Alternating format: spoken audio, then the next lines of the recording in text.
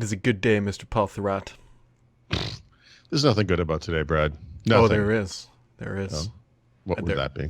Not for you, but Oh, okay. for me. I believe at this point in my life, I think the book is fully complete. No, it isn't. The audiobook. Wow, no, we got to do that thing. Yeah, sorry. But the audiobook is now done. It is available on Audible, Amazon, and supposedly iTunes, although I can't find it because iTunes is trash. And what'd you do? I don't know. I have this gym bottle, and apparently it collects water at the top. So when you it's like a gag thing, like where it spills water everywhere. So I unscrewed the top, and then water flew all over everything on my desk. Don't worry about me. Anyway, audiobook, something. How does it sound? How's the guy? He's very nondescript American. I'm just gonna fan dry my laptops. Jeez. Good. Okay. It's okay. Are you all right over there?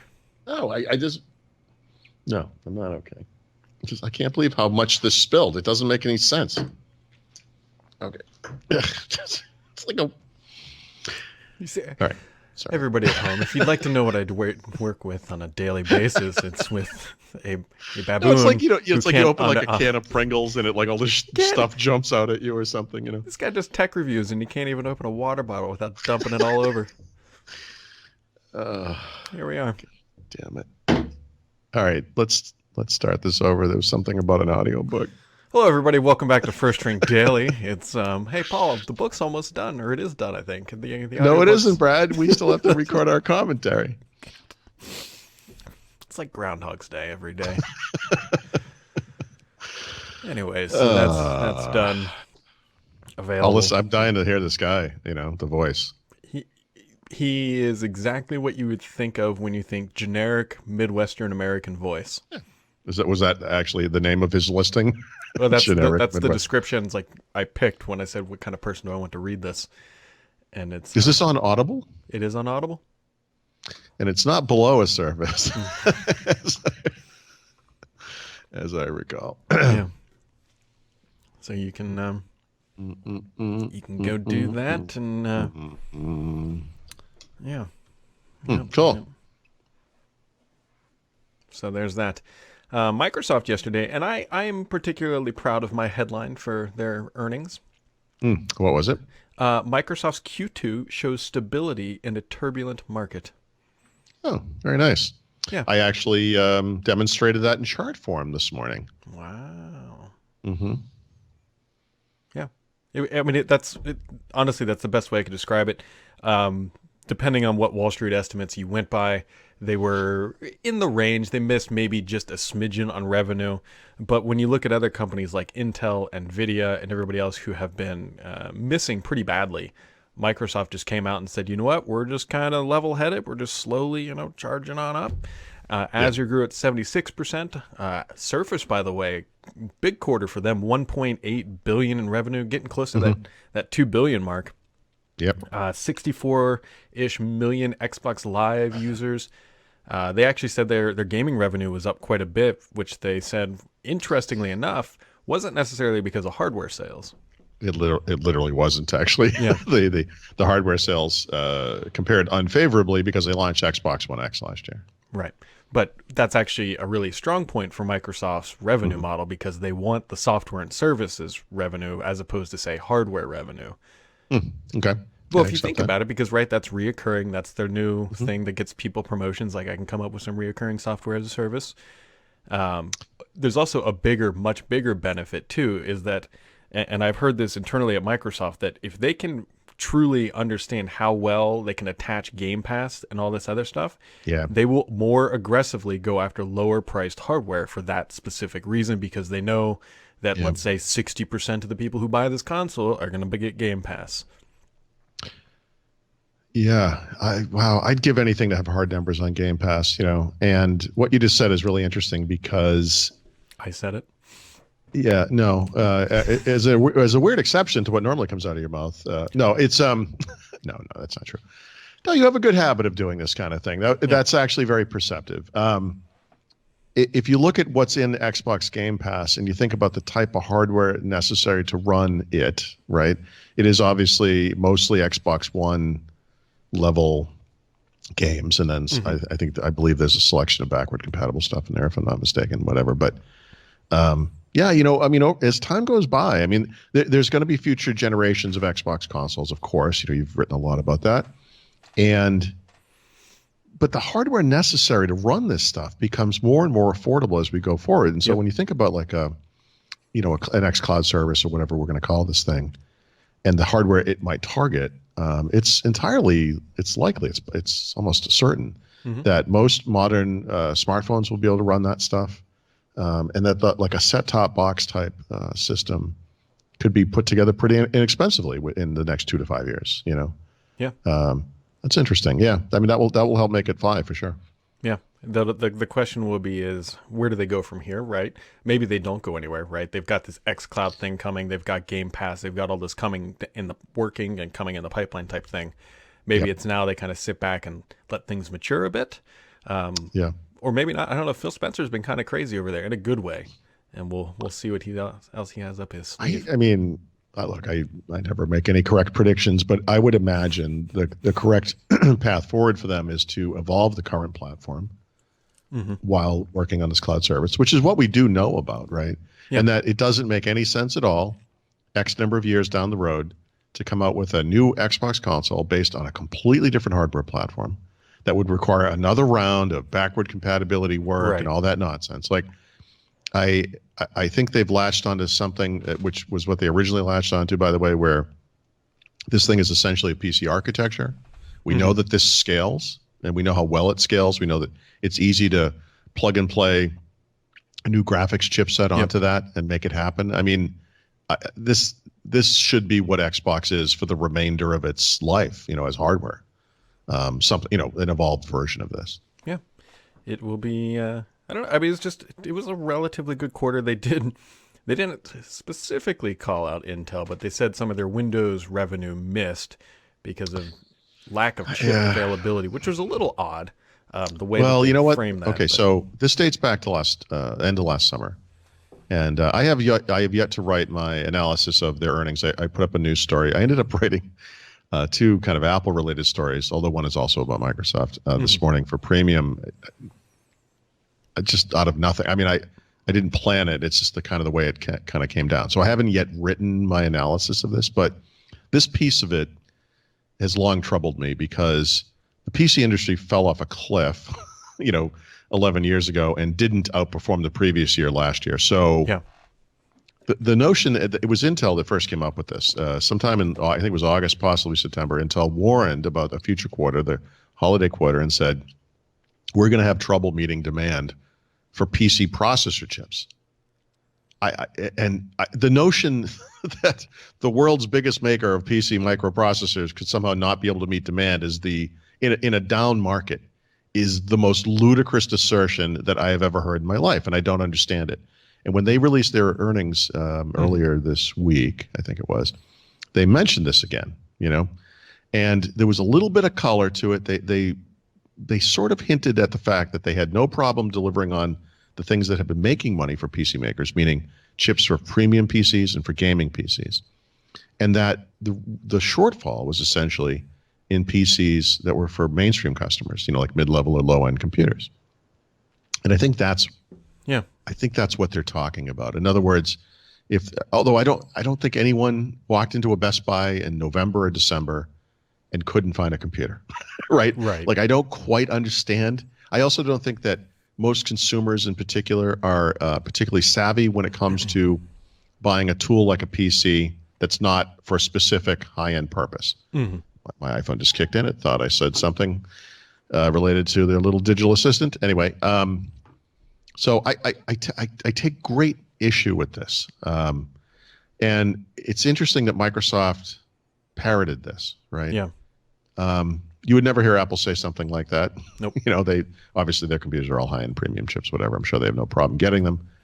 I have never. I mean, maybe we'll see. Lenovo. You want to look at what HP, Lenovo, whatever says, but what they have all said so far has been, PC sales are they're kind of flat, and no one but Microsoft and Intel have ever made this claim so far. It could happen, but I kind of wonder if Intel didn't say, why don't you blame us for a year? We'll take the hit. Yeah. I don't know. And we'll make it look like we can't meet demand. Yeah. So it's like bad news with a silver lining. Like if we could have just made more, we would have made so much more money. Yeah. But on the flip side of the coin, though, for Microsoft, there is that yes, that was weak, but their overall business was still extremely healthy. Overall business for PCs. No, for the entire company of Microsoft. Oh yeah. Yep. Like they still put in $8 billion into the piggy bank. So yeah, earnings or profits and revenues both grew by roughly 10%, right? So basically double digits there. There were some businesses, like you said, Surface grew dramatically. I think if we were to look back a year ago, we could kind of compare what they had in the market at the time and explain why that's the case. But whatever. Holiday sales, big thing. We talked about that yesterday. Would Microsoft see any bump from the holidays? And I guess in Surface, we can say yes, and in Xbox, obviously. PCs, it's kind of hard to say. And then, of course, Azure grew 76% year over year, which it did the year ago quarter as well. And a lot of analysts have kind of pointed toward that as being like lower than the 90-something% that it used to be. And like, sales are slowing down or whatever. It's like, yeah, they're slowing down to 76% growth. What are you kidding me? Like, right. On top of a very large number. Yeah. It's a large number for a large business. Like, you don't typically see something humongous grow in leaps and bounds. And I think this is what explains Microsoft's hyper focus on promoting its cloud services, despite the fact that its biggest business unit, which is more personal computing, has nothing to do with cloud services, like nothing. Because this is where growth occurs, So more personal computing is kind of coasting in a way, if you want to put it that way, or it's like an inertia thing, like the iPhone business. It was popular for so long; it's not going to fall. It doesn't fall off a cliff. It's only a matter of time before intelligent cloud and business productivity, whatever that thing is called, surpass more personal computing. But it's always interesting to me that the legacy business essentially is the one that's kind of kicking ass. Yeah. Yeah. Overall, good quarter for Microsoft, I think. There's no major cracks showing, right? Like, I don't look at anything that they've done and be like, oh God, look, like Office is crumbling and they're losing subscribers now or anything like that. Right. So that's another thing. Again, like I got to do a bit of analysis on this. I saw numbers for seats for consumer on Office 365. I didn't see them for commercial. They might just be somewhere else. No, I didn't see them either. But yeah. Okay. So all we can do is compare revenue and so forth. But I got to look at all that. So I have to kind of hold back on a little bit of this because I haven't had time to go through it. But related to this, and you should bring this up as we're talking here.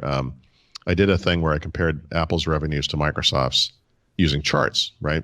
And I scaled the charts so that the Microsoft revenues line up evenly with Apple's revenues. There's a lot of interesting stuff that comes out of this. One is that with the iPhone being over 2/3 of Apple's revenues, they're obviously over-reliant on this one product. As we pointed out in the past, that one product, the iPhone, is bigger than everything Microsoft does combined. Like it's almost twice as big. It's humongous. But that first chart in the article shows the delta between the iPhone revenues over 2 years in the same quarter versus services and their other businesses. And there's absolutely no way services ever catches up to iPhone.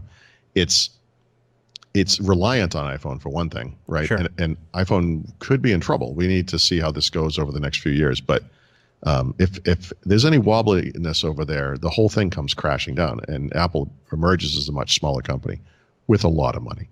The Microsoft thing is interesting because where Apple separates their business by product, right? Microsoft does it by these giant business groups. They only have 3 of them. Each one of them has several, or if not dozens, of products inside of them. And so, like, more personal computing is Windows, Surface, Xbox, and some other things. They don't break that out like they do, like Apple does. So you can't really compare them, apples to apples, if you will. Those business units are all much smaller than iPhone, obviously. They're kind of comparable to some of Apple's other businesses like Mac and iPad services, but they're all very similar, right? And it's interesting because if you don't scale the chart to match the Apple chart, it's a little skewed. Like it makes it look like more personal computing is kind of a lot bigger than the other two. But actually, when you scale it correctly, those 3 businesses are very similar revenue-wise. meaning that Microsoft has a much more stable business. And if one of their products were to nosedive, right, like Windows, Yeah. they could actually sustain that Sure. much better than Apple could. Much better. Oh, easy. They're not reliant on a single product at all.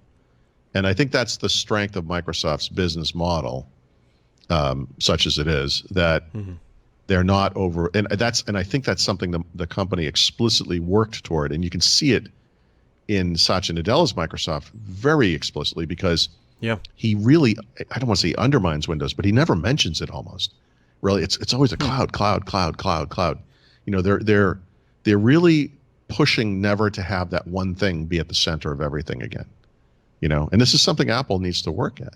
Yeah, or and move toward. I don't want to discredit. Not that I'm trying to like back Apple, but I mean they are certainly trying now. Better late than never, I guess. Right? They're supposedly launching a TV service. They've got that music service. But to your point, they all dwarf in comparison to the revenue that the iPhone brings in. They are just little puddles next to the ocean. Right, and they always will be. Right. The goal for Apple, I guess, is to get enough of those together to make it meaningful. It's already meaningful. I mean, it's an almost $11 billion business. I mean, it's crazy, right? But again, only because the iPhone exists, right? If the iPhone did not exist or was half the size it was, that business wouldn't be negligible, but we wouldn't be talking about it because it just wouldn't be a particularly meaningful or material addition to their revenues.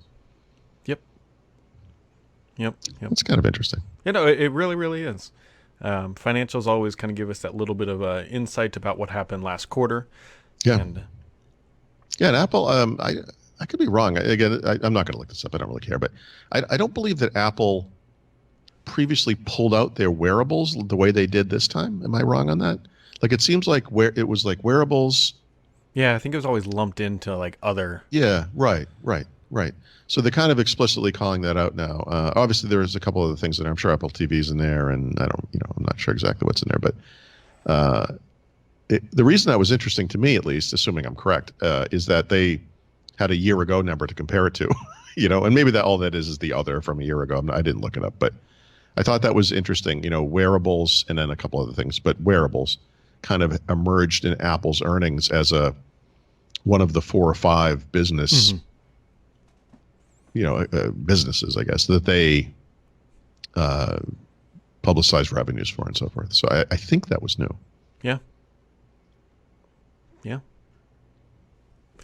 I don't know. Interesting. It genuinely is interesting to me. And the other thing I would point out is that Microsoft says I think they have 420,000 now people using Teams, which that's a decent number as well. Right. They're putting the kitchen sink into Teams. And they're making a big bet on Teams. It's they have to. And that's they do. You're right. And I don't know. Microsoft's always done a pretty good job at this. They, as habits change at work, Microsoft adapts. They were really big on the move to the consumerization of IT, for example. They put stuff in server at the time, and eventually into the management products and so forth to kind of accommodate that, and they're pushed to make Teams happen like homegrown, basically threw this thing together, 9 months or a year? Yeah. It's pretty impressive. Kinda is. Yeah. Kinda is. Well, somebody commented, it was a couple days ago, on one of our videos or from this podcast. They said that this was their favorite home lighting podcast on the internet. It's like, we haven't talked about Hue lights. Let's not go down there. No, I have to give you an update. Jesus. So, no, I do. My house is haunted, dude. So I told you I had taken the Hue lights off of Google Home. Mm-hmm. It worked fine for a couple of nights and then came back red and green. It took a couple of nights to go off of Apple Home. I actually took the time last night to explain this to my wife. And as I was doing this, my daughter walked into the room and she said, "What are you guys talking about?" And she said, "Your father thinks the house is haunted by red and green ghosts." And I'm like, that is not what I was saying. But anyway, we kind of explained it to her, whatever. And as we're sitting there, 9:45 hits and red and green.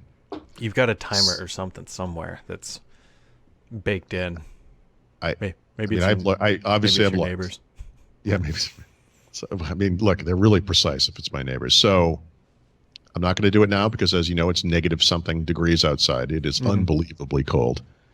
But at some point, I'm going to have to, especially the lights inside. I still have my theory about that one light. Remember out at the garage that won't sync to the latest firmware. I'm gonna pull them all out of the system, bring them in again, see if that does anything. I can't do anything. I'm not going out to the garage. I'm just not doing that now. It's too cold. But at some point, I'm gonna have to unscrew at least that one, pull that out of the system. I have an extra lamp upstairs. I can throw that one in, and maybe that will fix it. But this is still dogging me is unbelievable. Yeah.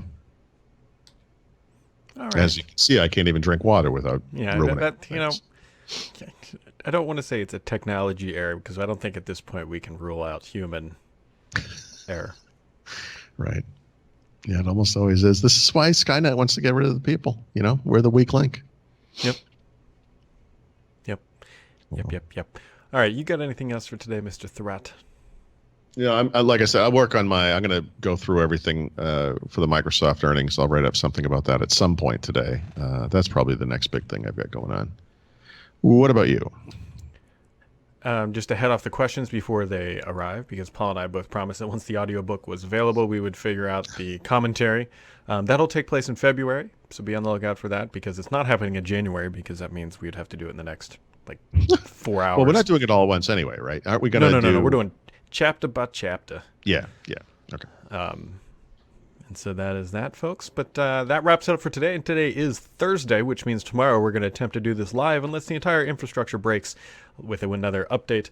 You can find that information on our channel. Hit that subscribe button. You'll get a notification when things go live. Otherwise, just check us out at threat.com at about 1 p.m. Eastern Time.